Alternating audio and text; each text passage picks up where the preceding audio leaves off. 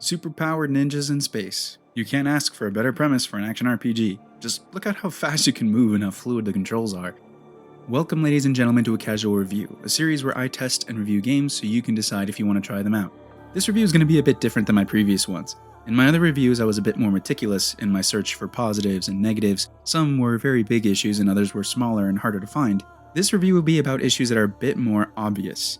In this video, we're going to be discussing Warframe, an online action RPG set in a time where overpowered ninjas travel across space to save the galaxy from impending doom.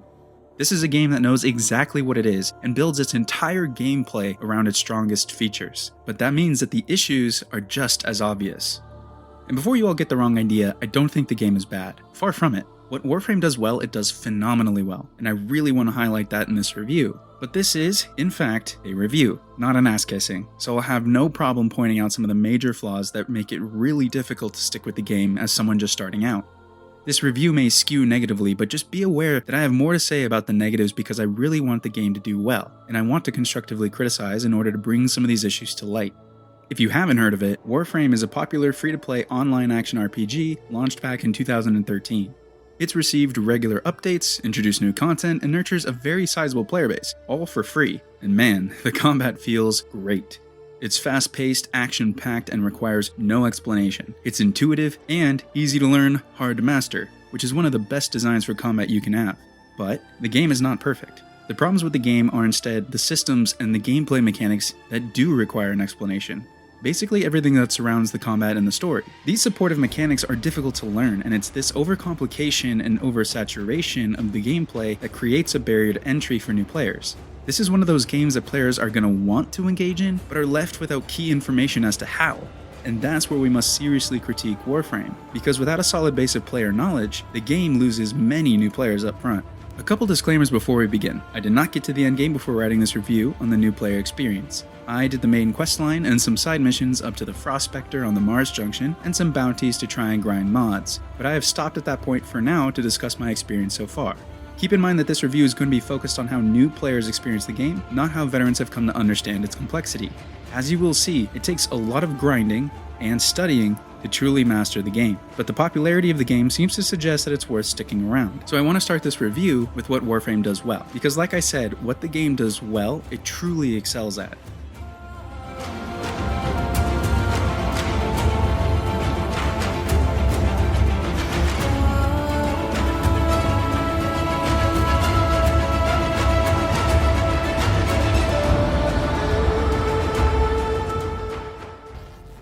Ninjas in space.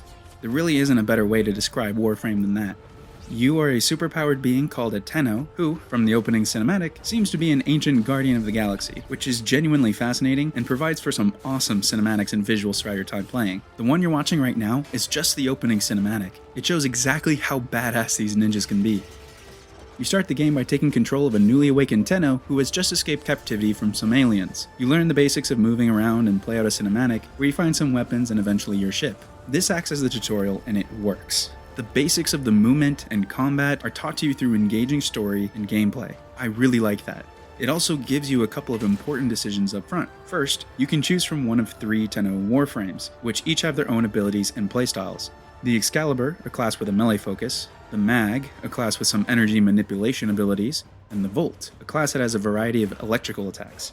The second decision is to choose your weapons, and that is done at a couple points throughout the first mission. You can choose either a staff or a sword as your melee weapon, a pistol or throwing knives as your secondary weapon, and a rifle or a bow as your primary weapon. Don't take these decisions lightly, as these will be your weapons until you can craft or buy new ones, which won't be for quite a while. The first questline makes up your basic tutorial, where you're introduced to different systems you can engage in to make your Warframe stronger. You have your foundry, your mods, and your arsenal. You can also access the market, navigation map, and the codex. And after a couple of quests, you can actually start to unlock the ability to hatch a companion animal that will fight for you in missions. After the tutorial, you're basically left on your own. There's a main story questline, some bounties that you can undertake for resources, there's side missions, some of which are helpful to progress in the main story, but that's basically it. That is all the game introduces to you as a new player.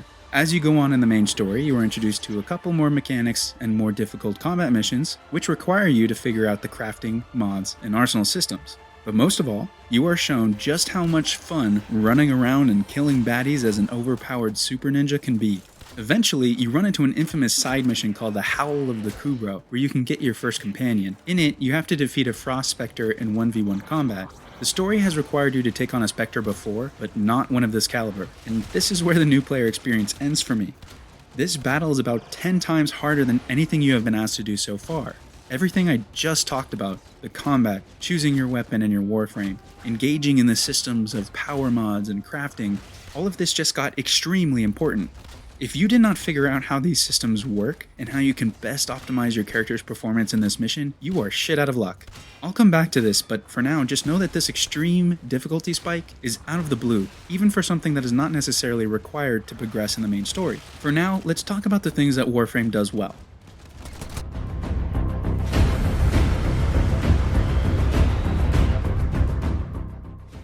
I don't have too much to say about this in particular, but I appreciate the fact that the tutorial was paced well and allowed the player to learn through experience rather than just a bunch of text on the screen. All of the basics of the game are explained to you through actual gameplay and story. Tutorials in video games can be some of the worst experience in your gaming life, sometimes because they're too long, too boring, or give no information at all. But Warframe teaches you as you go along, finishing the first major quest line and introducing you to each game mechanic as you unlock it through a fascinating storyline. And generally, I appreciate that each of these mechanics can be accessed through your ship, very convenient and all in one place. So on the surface, the tutorial is amazing, because you don't know what you don't know yet. We'll talk about it later on, but the major problem I have with the new player experience is the overwhelming amount of gameplay systems that the game does not explain well enough. But before we get into the paralyzing complexity of the gameplay systems, let's continue with a few more good things about Warframe. Let's talk about the atmosphere, the graphics, and the overall presentation of the game, because Warframe's aesthetics are insanely good. If they haven't already, the art team for this game should be given an award. The entire game is held within different environments on different worlds, and each mission that you undertake puts you in a different but detailed location. Some of the locations are reused, and the missions will take you to different parts of the same large map, but for the most part, the variety and the beauty in the locations make it one of the most appealing multiplayer games I have ever played. There are also hundreds of weapons, warframes, and ability combinations, so you have to appreciate that each one has a pretty unique design to it. The movement and combat animations are also extremely well done, making some of the crazy superpowered things players are doing somewhat believable. This also has a lot to do with the ease of the controls, allowing for the base movement and combat abilities to be easily mastered. It helps the players to suspend their belief for just a second and feel like they really are some badass ninja running around and taking on entire alien armies. Lastly, the combat is perfection. I honestly don't think I have one negative thing to say about the combat itself.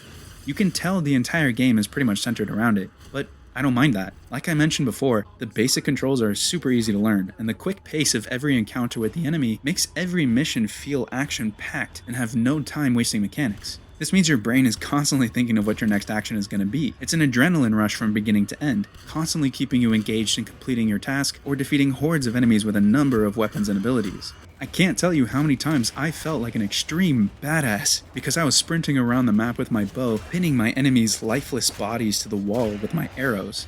There are some cool bosses within the missions too, one of which has a mechanic where you have to sprint around and avoid an energy field that will basically one-shot you, and it felt extremely satisfying to take it down even if I had to use all of my revives. Overall, the combat makes you actually feel like you are a superpowered ninja in space, almost as if you were supposed to know how that felt your entire life. And there are more positives with Warframe that I don't have the time to get into now, and I know that I've only completed a very small portion of the game, so more positives could be coming and I just haven't seen them yet. But this video is about the new player experience, so let's start talking about some of the game's issues.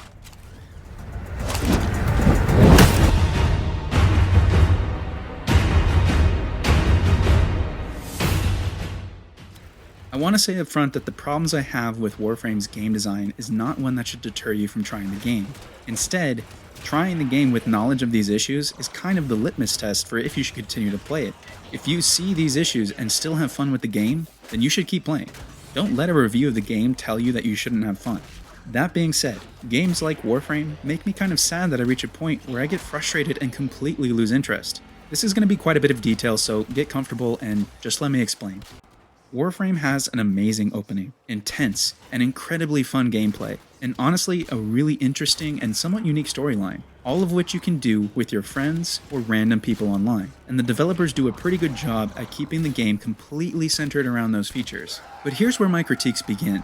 If the game was a little more simplified, it probably would have been one of my favorite games of all time, but it's not.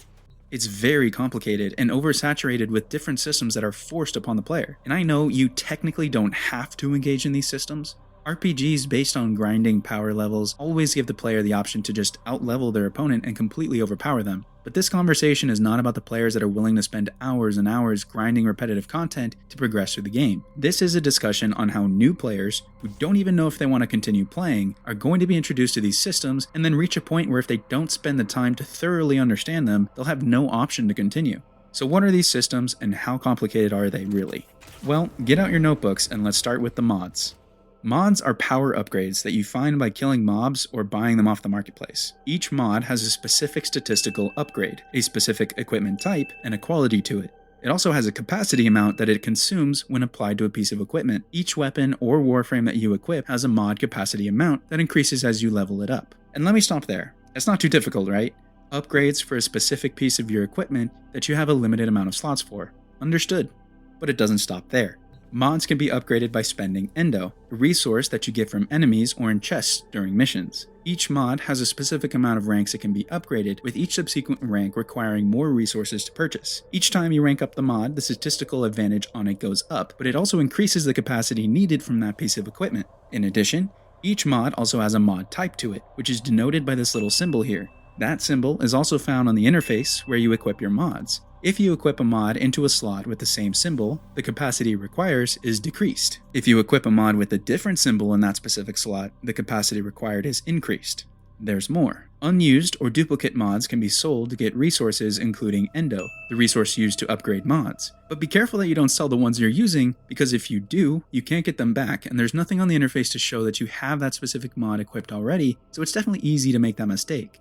Also, the statistical upgrades are pretty varied, so you'll probably want to learn how they affect your gameplay. From what I've seen, there are general damage boosts, enemy-specific damage boosts, damage-type-specific damage boosts, ammo capacity boosts, defensive boosts for health, energy, and armor, and ability boosts for power, duration, and the amount of energy you have to cast abilities. That's not including stance mods, which change the way you fight using that specific weapon or warframe. The only one I saw during my time playing was this melee mod that changed the way I swing my staff when I use my melee attack. Now that's a bit more complicated, isn't it? And as you go along in the story, you also unlock a companion and rideable vehicles, which you can also add mods to. This is just one system. Like I said, you unlock plenty of these systems pretty early in your time playing. Basically, within the first questline, you unlock the Arsenal, which allows you to apply and manage your equipment, the Foundry, which allows you to craft weapons, armor, and other items using resources that you get from missions, the Mod Station, which allows you to enhance or sell your mods, the Marketplace, which basically allows you to access the in-game cash shop, and the Mission Map, which allows you to access different mission locations. Each one on their own has enough complexity to make up an entire game, but put them all together and it creates an overwhelming amount of information that the player is required to understand. Having complicated systems is not inherently a bad thing. If Warframe was able to explain this well enough and allowed players the time to adjust and ramp up on the complexity, I wouldn't have a problem with it. I believe games should require the player to get better at using the mechanics to some extent. That's why they're there in the first place. But Warframe commits two sins of overcomplicated systems that contribute to the player feeling overwhelmed instead of feeling engaged. The first being the amount of information that is actually given to a new player in the tutorial. Now I gotta say, this got updated to be way better than it used to be, but the system's tutorial is fairly short, and most of it is just text on the screen. The rest is left up to the player to learn, which wouldn't be a terrible design if the player is allowed to gradually learn, and is encouraged to do so while playing. But Warframe doesn't do that, at least not with the new player experience. This is the second sin. Warframe's new player experience includes two types of gameplay. Either you play solo and can complete the mission your own way, or you get grouped up with random people automatically, where most players just speedrun all the way to the main objectives. The mission just becomes a game of Mario Kart, where you see who can get past the enemies and get to the finish line first. This isn't entirely Warframe's fault. This is just emergent player behavior at lower levels, which is pretty common in most MMOs. But this behavior hurts Warframe's new player experience a lot more than other MMOs. New players are supposed to be sold to. The game needs to be interesting and accessible enough to grab the player's attention, but not too complicated or difficult to drive them away. If a player is introduced to all of these systems but isn't given a detailed enough explanation, the player's assumption is to continue playing until that content becomes relevant. Warframe's new player experience doesn't require the player to engage in any of these systems in depth, so the player never learns. The missions are easy, and the player completely overpowers any enemy they encounter if they have even taken the time to fight any. Without any difficulty, the player will just run through the content and only take part in the features of the game they enjoy, namely button smashing with the badass combat. That is, until the game forces you to start learning. The first time I ever felt the need to engage in Warframe's systems was about 16 hours into playing the game. Up until then, I had rarely felt challenged, and to be honest, I was completely alright with that. The combat was crazy fun, and I actually felt like a superpowered space ninja. That feeling immediately changed once I met the Prospector. This is part of an optional mission that would allow me to get my first companion. I had to get a power cell to incubate my companion's egg, and to do so, I had to complete the Mars Junction mission. All this mission requires is to battle an AI called the Prospector in a single room with all your weapons and abilities. You cannot group up, and you can only take what you have on you, so if you run out of ammo, you only have your melee and superpower abilities. The game has you fight a Spectre a couple times to get from planet to planet, so this wasn't the first time I fought a superpower ninja one-on-one, but just like all the other missions, fighting them has been extremely easy so far. Not this guy. The Prospector has abilities that slow you, that freeze you for an abnormally long time, a shield that he pops up if you are too far, and a couple of attacks that can one-shot you if you get too close. His shields regenerate faster than yours, he has what seems like unlimited ability energy, and he actually uses combat strategy. He doesn't run out of ammo, and his melee weapon is so powerful that it can pretty much crush you in one hit if you don't have a full shield. I've seen a couple strategies on forums on how to beat this guy, and it basically boils down to two options. Either you completely outlevel and overpower him by grinding lower level missions and bounties, or you equip a very specific weapon and Warframe loadout to use a very specific strategy of staying mid-range, using a specific ability to incapacitate him, and then trying to shoot him down before he can start moving again. I understand that this is a side mission, but the game shows this in your quest journal, and you can easily assume that this is part of a quest that gives you a companion. So it's easy to get drawn in and want to complete it as soon as you get it. It's a bit annoying that the game all of a sudden has this difficulty spike that is so far beyond the reach of normal players that it requires research and potentially hours of additional grinding to even have a shot at completing. I tried like 20 times to beat this guy, and I assure you it's not a matter of skill. I'm not saying I'm a master at the game, but I generally know what I'm doing. This is a matter of understanding the systems enough to know which weapon and Warframe would suit the situation. Which is cool, for higher level content the game builds up to, not a low level quest that the game springs on you without any warning. How many new players would be willing to spend hours grinding and take the time to look up strategy guides on how to craft new weapons, get specific resources, and learn which Warframe gives you a good enough ability to beat this one enemy? Well, let's look at a subset of the players we can track. By completing missions and other tasks in the game, you earn mastery points. Mastery points are then put towards your mastery rank, which allows you to take a mastery test to get to the next rank once you have enough points. The first time you rank up, you become an initiate. This is about 5 hours of gameplay depending on how fast you're going. The next rank is silver initiate, and then gold initiate, and then novice. There are 30 different ranks, and it takes a long time to get to rank 30, but don't worry about that for the sake of this discussion. In my time playing, which is about 23 hours, I made it to Silver Initiate, which is Mastery Rank 2. So using Steam achievements, we can see how many players made it roughly to the same point in the game. 26% of Steam players made it to Master Rank 2. Actually, only 38% made it to Mastery Rank 1. 21% made it further than me and got to Gold Initiate or Master Rank 3. So you can see the drop-off is starting to get pretty heavy. I also found this achievement for unlocking the ability to incubate your first egg, which I'm assuming is the same side quest where you fight the Prospector that I couldn't get past. 14% of players have beat the Prospector and incubated their first companion.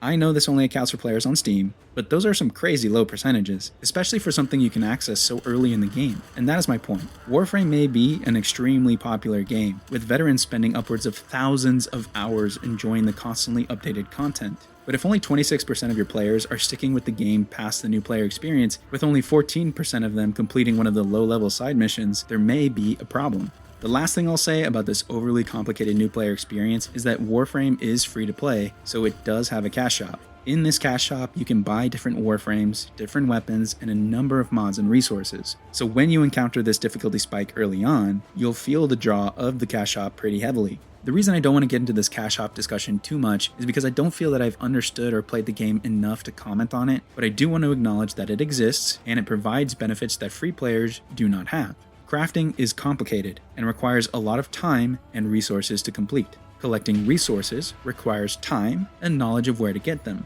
Upgrading mods requires time and understanding of the combat mechanics at a much deeper level than the first 23 hours of the game requires of you. So why not just buy a new Warframe, or buy the best mods? If you really feel the need to, you can buy the resources needed to craft something. But free-to-play games need to have a way to make money, so I don't like judging the cash shop until I feel I truly know the game. Like I said, I don't feel I have enough of an understanding of the game to properly say it's pay to win or not, so I honestly suggest that you look at other videos and forums to see if the game is truly pay to win. From what I hear, Warframe seems to be pay to reduce the grind.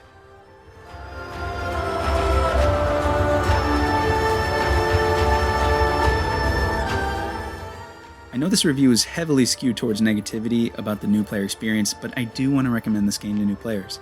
Being a superpowered ninja in space is crazy fun, and why would you pass up a chance to try that? The combat is absolutely brilliant, and running around just shooting aliens is all this game needs to make it one of my favorite MMOs of all time. I don't think I'll be invested enough to spend money on it, but every so often I come back just to run through a couple missions, feel like a supreme badass, and then put it down and play something else. I mean, everything you do in this game feels like it should belong on a highlight reel, and if you do enjoy it, play it. If you feel the complexity of the systems doesn't take away from your love of the game, then by all means, join the thousands of players that continue to play the game and make it one of the top contenders in the MMO marketplace. I don't believe a game has to be perfect for you to enjoy it. As long as you are having fun, it's worth the price tag of free. But most importantly, I hope you found the video interesting. Leave a like if you liked it, and subscribe for more casual reviews. I hope you enjoy your Space Ninja adventures, and I can't wait to see what we talk about next.